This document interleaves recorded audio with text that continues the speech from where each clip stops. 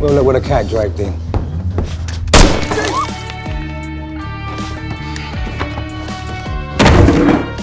You're not laughing now, are you? Being a certified badass is an elite level flex. The best part is, you don't even need to be final boss material to achieve it.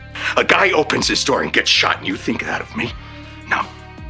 I am the one who knocks. Just look at what happened between Argentina and Saudi Arabia. Apart from that messy incident, sorry Lionel, there are plenty of other grade A boss men who cemented themselves as legends in their own right. Now I always like to put you as my priority, and I saw that you just couldn't get enough of my badass scene selection, so guess what? The TVCU presents the top 10 most badass scenes across film and TV, Volume 3.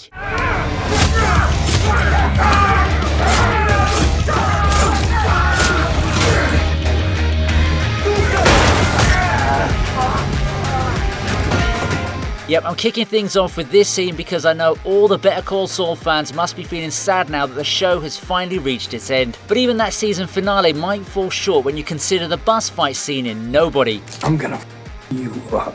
Poor old Hutch is busy being, well, a nobody, but then some jerks enter his bus and try to harass a defenseless woman. That's enough for our hero to become a somebody, and he goes to town on the attackers in a ruthless fight. No, seriously, the scene is so long and violent that it even makes you worry for the bad guys. The dude literally went from Better Call Saul to Better Call 911. But yeah, not only is the fight well choreographed, it's also a lot more realistic than what most action flicks usually depict. It's not like Hutch just beats everyone up like he's the Hulk. The man takes a brutal thrashing too. Well, at least he knows he can defend himself in court. Sorry about the mess.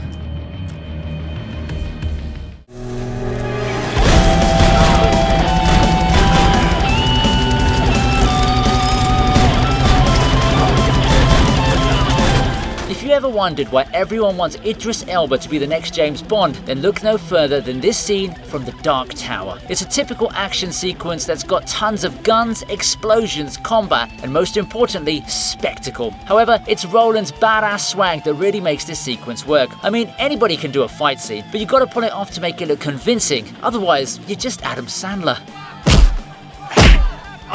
So watching Roland totally annihilate an entire army of henchmen was a treat for my eyes. If I had to point out my favourite moment, it would have to be when he blocks a knife attack with his revolver. Also, you can really feel the intensity in his eyes.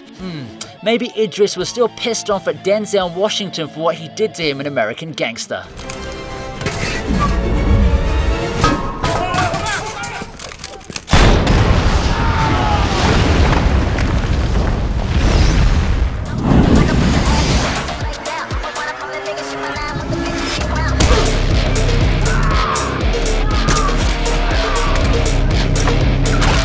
Speaking of which, here's the man himself in all his equalizing glory. Denzel Washington has become somewhat of a brand ambassador for the TV region, and I sure as heck ain't complaining about it. I mean, who on earth would ever want the badass amongst badasses as their enemy number one? Oh, right, this Russian gang from The Equalizer. The scene is actually drawn out to almost 10 minutes, but I think it works perfectly as a balance between build-up and payoff. It's basically Denzel doing what Denzel does best, which is to kick some gangster butt while making it look as easy as pie. What I found particularly interesting though was when he was trying to deduce how much time it would take him to off all of those goons.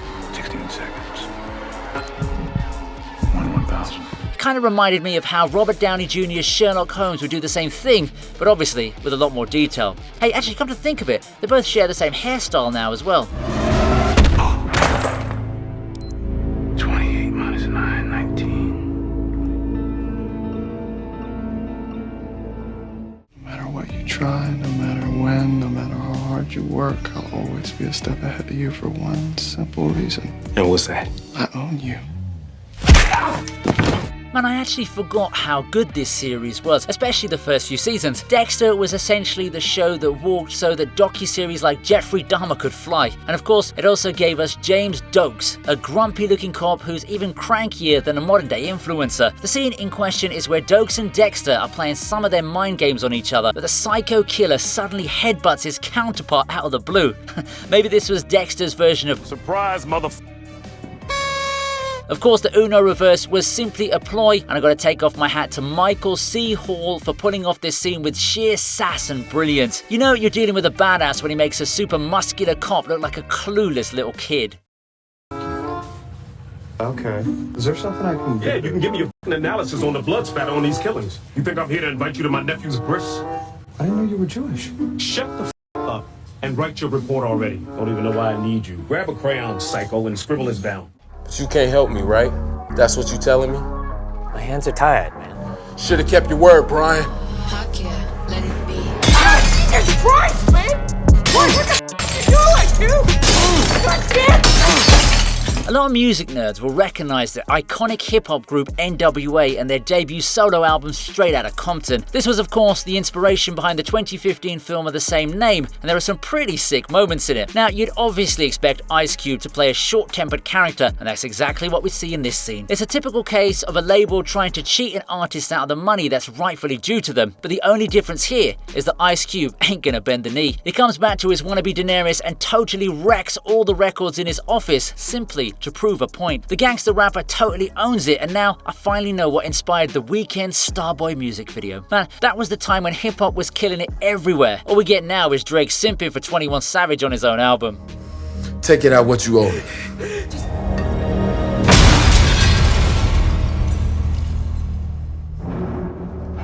Prisoner, like a hostage, yo, you should have covered your mother. Now, I might not be a certified lover boy, but I do want to ask, can you do something for me? Please like, share and subscribe if you haven't hit those buttons already. Alright then, let's get to the top 5. Your name is Irene O'Donnell. You have a son at the Cherrywood Road School in Harborne. His name is Sean. He comes last in every race. He researches his enemies. That's why he's been chosen. I'm chosen. I've got a little exercise that I want you to try, okay? Go to Google Images and type badass British gangster. Who do you see? I'll tell you, Thomas frickin' Shelby. That's who. You know you're dealing with a real legend if the SEO is organic, right? Now there are endless scenes which prove Mr. Shelby to be a certified badass, but I wanted to bring your attention to a somewhat underrated moment. It's when he meets Irene O'Donnell after she blows up his pub. The evil villainess wants to make Thomas bow down to her, but all he says is, You blew up my pub. it might not seem much at first glance, but the Shelby patriarch is actually striking fear into Irene's mind with a simple reinforcement technique. You can even see the effect on Irene as she slowly grows cautious of the Peaky Blinder. Poor boy, if the race was important. Do you know what I mean? Irene O'Donnell. And goes on to compliment his research skills too. Now that's why we call him the Chosen One, by order of the Peaky frickin' Blinders. I'll throw in an extra £3 for your extra time. I think I'm a whore. Everyone's a whore, right? We just sell different parts of ourselves.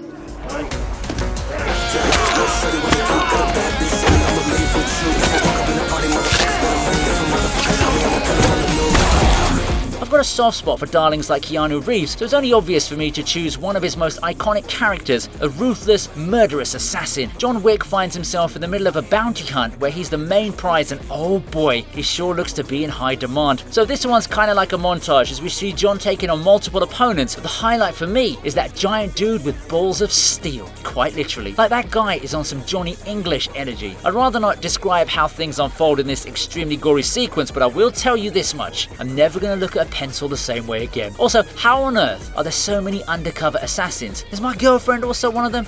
I'm just kidding. I don't have any of that breathtaking swag.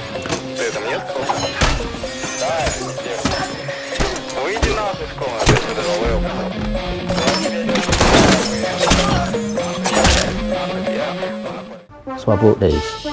Alright. Paranoid schizophrenic who walks into a bar.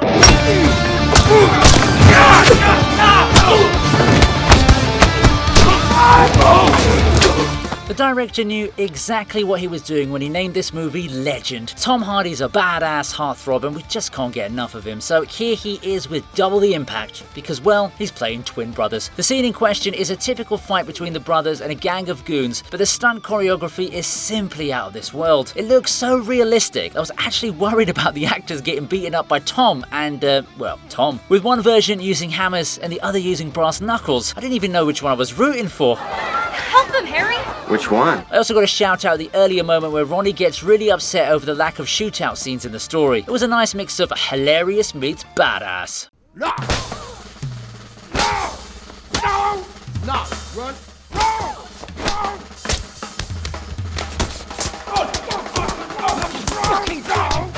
I am not in danger, Skylar. I am the danger. A guy opens his door and gets shot, and you think that of me? No. I am the one who knocks. You know Walter White, right? He's a sweet old professor who likes to mind his own business and likes having a boring life with his wife and kid. We're not interested in this guy though. We're interested in his badass alter ego Heisenberg. Yep, the undisputed meth king of the late 2000s has made the kind of impact very few can achieve. I mean, the only entertainment for today's generation is TikTok or some random Andrew Tate video. The only Baldy I want to talk about though is the one with a reputation, so we go back to Bryan Cranston's most beloved character as he tries to talk some sense into a not so beloved Skylar. Walt, please. Let's both of us stop trying to justify this whole thing and admit you're in danger. She's a bit slow on the uptake, so Walter's got to give her a quick lesson on how important he is. Do you know how much I make a year? I mean, even if I told you, you wouldn't believe it. I am not in danger, Skylar. I am the danger. Oh man, I still get shivers whenever I hear that insane speech. Come on, Hollywood, give us more stuff like this. Even Disney's realized that if they go woke, they go broke. Yo, you wanna go shopping? Go do it yourself, all right? I got plans. Smoking marijuana, eating Cheetos, and masturbating do not constitute plans in my book.